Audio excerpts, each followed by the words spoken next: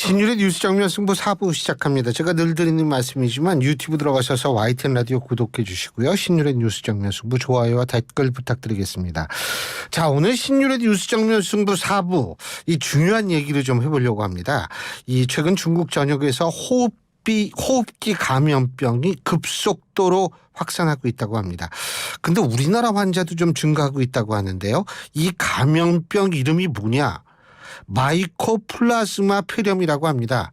이 발음도 참 힘든 병인데, 자, 이게 어떤 거고 우리가 어떻게 해야 되는지 가천대학교 길병원 감염내과의 엄중식 교수님 연결해서 자세한 얘기 들어보겠습니다. 엄 교수님, 안녕하세요. 네, 안녕하십니까. 아, 이게 참 발음이 어렵네요. 마이코플라즈마 폐렴? 예? 이게 네. 어떤 병이에요? 조금 이제 생소한 이름으로 들리시겠지만 사실 이거는 생각보다는 굉장히 오래된 병입니다. 1940년대에 확인이 된 새로운 세균인데요. 모양이 약간 곰팡이 같은 양상의 성상을 갖고 있다 그래서 마이코플라즈마라는 영어 이름이 붙어 있고 네.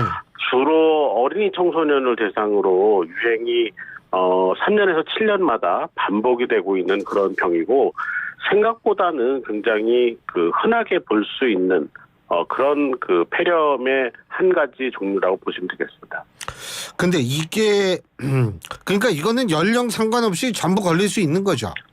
예, 모든 연령에서 걸릴 수 있는데 유행이 시작이 되면 주로 학교를 다니는 연령층, 그러니까 어린이나 청소년에서 주로 나타나고요. 증상이 약간 차이가 있습니다. 5세 미만의 어린이들 같은 경우에는 재채기나 코막힘, 콧물, 그리고 목이 아프고 눈물이 많이 나면서 심한 경우에는 설사하고 토하고 이런 증상으로 나타나고, 이제 5세 이상인 경우에는 주로 목이 아프고 피곤하고 열이 나고 서서히 진행하는 기침, 두통 이런 게 나타나다가 폐렴으로 진행을 하면 이제 아주 고열이 나면서 이 숨이 이제 차기 시작하는 그런 식으로 이제 진행을 하는 것으로 알려져 있습니다. 이게 연세 드신 분들 있잖아요. 우리가 우한 바이러스라고 얘기를 하는 코비드 19요. 박태환 감독님도 코로나에 걸려서 돌아가신 걸로 알고 있거든요. 아, 박종환 감독님이요? 네. 근데 박종환 감독님도 물론 연세가 굉장히 높으시고 코로나에 걸리셔서 이제 박종환 감독님도 돌아가신 건데 이 폐렴으로 만약 고연령층이 이 폐렴에 걸리면은 이것도 코비드처럼 위험한 겁니까? 그러니까 생각보다 이렇게 고령층에서는 이 마이코플라즈마 폐렴이 많지가 않습니다. 왜 그렇죠? 고령층은 이게 역학적인 그냥 특징으로 보고 있고 특별하게 왜 그렇게 연령의 차이를 두는지는 명확하게 알려져 있지 않습니다. 그렇지만 마이코플라즈마는 앞서 말씀드린 것처럼 주로 고령층보다는 어린이 청소년에서 많이 생기고 고령층은 주로 폐렴구균, 폐렴 사슬알균이라고 하는 또 다른 세균에 의한 감염이 많은데요.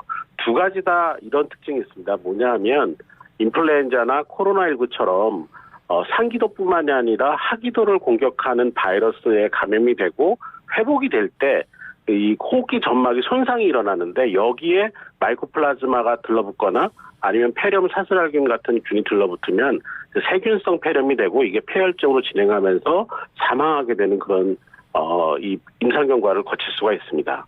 아니 태국 황실 공주도 의식불명에 빠진 적이 있는데 그 이유도 이 병 때문에 그렇다며요? 예, 마이코플라즈마가 성인 또는 어린이 중에서도 좀 일부는 아주 특수하게 심장 자체를 공격을 하거나 아니면 중추신경계, 뇌죠. 이런 데를 공격을 하는 경우가 있습니다. 언론 보도에 따르면 이 태국 황실의 공주는 이 심장에 마이코플라즈마가 감염을 일으켜서 아주 특별한 상황에서 심장과 폐가 동시에 기능을 잃어버리는 상황이 생겼던 걸로 알려져 있습니다. 근데 이게 우리가 지난번에도 코로나 때 중국한테 영향을 받지 않았습니까? 그래가지고 중국에서 이게 유행을 한다면 또 우리한테 어떤 피해를 줄까 이런 걱정 많이 하시는 것 같은데 지금 교수님 말씀을 들어보면 이게 이제 청소년이나 유아들한테 걸린다 하더라도 이게 사망에까지 이르는 경우는 흔하지 않다. 빨리 진단을 하고 빨리 치료를 하면은 크게 문제가 안 되고 잘 회복이 되는 병이긴 한데요.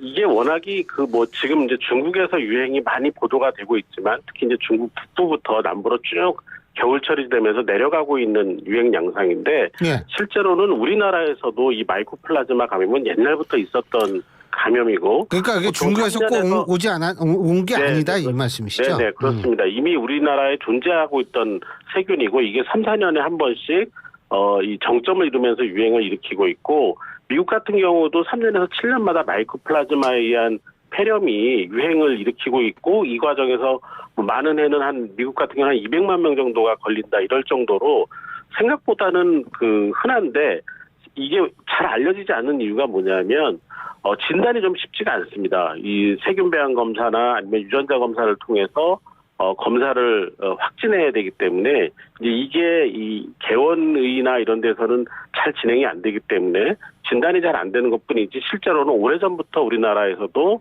반복적으로 유행을 일으키던 병인데 코로나19 기간 중에 사회적 거리두기를 강하게 하면서 그 3, 4년 동안 유행이 없다가 이제 그 사회적 거리두기를 중단하고 1년이 지나면서 인플루엔자도 유행을 하고 마이코플라즈마도 유행이 다시 시작되는 그런 상황이라고 보시면 좋을 것 같습니다. 근데 교수님, 왜 좀 연세 드신 분들이 이 가을에서 겨울 넘어갈 때 왜 폐렴 예방 주사인가요? 그거 맞잖아요. 독감하고 폐렴하고 요새는 코로나도 맞습니다만. 근데 그 폐렴 관련 예방 주사 가지고는 이 마이코플라즈마를 예방이 안 되는 거죠? 종류가 다른 거죠? 지금 이제 고령층, 우리가 흔히 말하는 고위험군에게 백신 접종을 권고하는 건 이제 인플루엔자하고 코로나19라는 그 두 가지 바이러스 감염병에 대한 백신을 적극적으로 권장을 하고 있고 또 하나가 이제 흔히 말하는 폐렴 백신이라고 알려진 것이 앞서 말씀드렸던 그 폐렴구균 또는 폐렴 사슬알균이라고 부르는 세균에 대한 백신인데 이 백신은 마이코플라즈마 폐렴은 예방하지 못하는 걸로 알려져 있습니다. 그러니까 그거는 별 저거는 없다. 이 관련이 없다 이 말씀이신데 이게 그럼 대대적인 우리나라에 원래 있었다면 대대적인 유행을 한다 이렇게 볼 수는 없겠네요.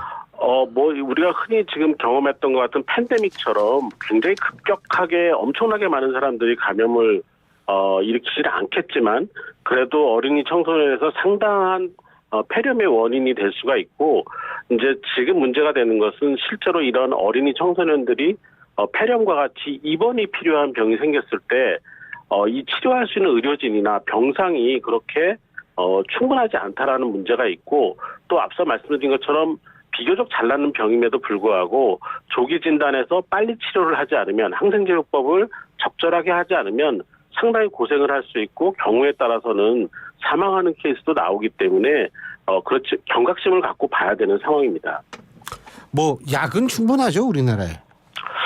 현재 아이들에게 사용할 수 있는 항생제나 또는 이제 성인에게도 사용할 수 있는 항생제들이 지금 충분히 공급은 되고 있습니다. 그런데 이게 어떤 특정한 상황이 돼서 단기간에 많이 사용을 해야 되는 상황이 생긴다면은 일시적인 품절 현상 이런 게 생길 수 있기 때문에 식약처나 이런 관련 부처에서 재고 관리나 생산 관리를 좀 철저하게 할 필요가 있다고 봅니다.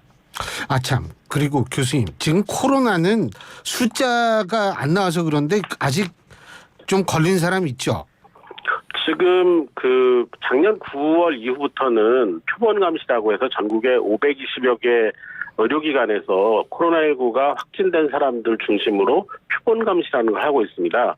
그동안은 쭉 줄어들고 있다가 2주 전부터 이 표본감시 수치도 코로나19가 서서히 증가를 하고 있기 때문에 지금 인플루엔자 굉장히 유행 많이 하고 있고 마이코플라즈마도 서서히 올라가고 있고 코로나19도 빠르진 않지만 확진자가 계속 나오면서 고위험군에서 입원을 필요로 하는 환자들이 지속적으로 있기 때문에 이런 것들이 혼재해서 돌 때 특히 이번 겨울이 좀 혼란스러울 수도 있는 상황이기 때문에 정부가 좀 나서서 이런 부분에 대해서 좀 통제하거나 관리를 할 필요가 있다고 봅니다.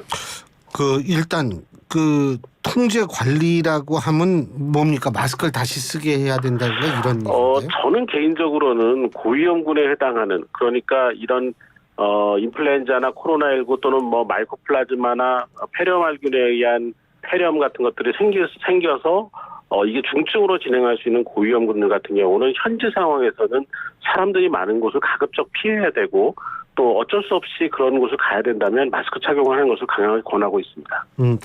그 마스크를 하면은 이 마이코플라스마라든지 아까 말씀하신 그 폐렴 구균이요? 그런 네. 것도 마스크 쓰면은 그래도 다 어느 정도 막을 수 있는 거죠. 전파는 지금 말씀드린 네 가지 그 바이러스나 세균 모두 다 비말이라는 형태로 전파가 되기 때문에 예. 마스크 착용으로 충분히 예방이 가능합니다. 아, 그렇군요. 아니 뭐 저도 대학에 있어가지고 옛날에는 우리 마스크 쓰고 다 수업했잖아요. 근데 요새는 다 마스크 벗고 밀집한 지역에서 특히 이제 오늘부터 추워져가지고 창문 닫고 예 이렇게 네. 되면 그게 아주 그 전파에는 용이한 그 이 환경이 되겠네요. 그렇죠. 밀폐된 환경에서 많은 사람들이 모여 있는데 그 중에 이제 호흡기 증상 있는 사람이 마스크 착용을 하지 않은 상태에서 기침을 한다면은 그 공간에서 많은 사람들이 노출이 될 가능성이 있는 거죠. 그럼 지금 이 코로나 같은 경우에는 뭐 계속 이제 우리랑 같이 사는 거죠? 예, 뭐 엔데믹 선언을 정부가 했었는데 이 엔데믹이라는 게 끝났다라는 게 아니라 이제 일정한 수준에서 일정한 범위 내에서 우리에게 지속적으로 환자가 발생하는 토착화됐다라는 그런 뜻입니다. 그렇기 때문에 인플루엔자가 계절적으로 유행하는 것과 마찬가지로 코로나19도 언젠가는 계절성 유행을 하겠지만 현재로서는 1년 내내 우리가 환자 증가가 왔다 갔다 하는 그런 항상 걸릴 수 있는 병 이렇게 받아들이셔야 될 것 같습니다. 마이코플라스마도 이미 그렇게 됐고요. 네, 그렇습니다. 독감도 요새 굉장히 많이 돈다며요. 인플루엔자가 작년 그러니까 2022년 가을 겨울부터 유행이 다시 시작되기 시작을 해서 유행주의보가 작년 절기 같은 경우는 5.9명, 올해는 6.5명 기준으로 유행주의보를 내고 있는데 한 번도 이 유행주의보 기준 아래로 내려오지 않은 상태에서 유행이 계속 이어지고 있고 작년에 비해서 올해가 조금 더 빠르게 정점으로 올라가고 있는 그런 양상을 보이고 있어서 왜 그럴까요?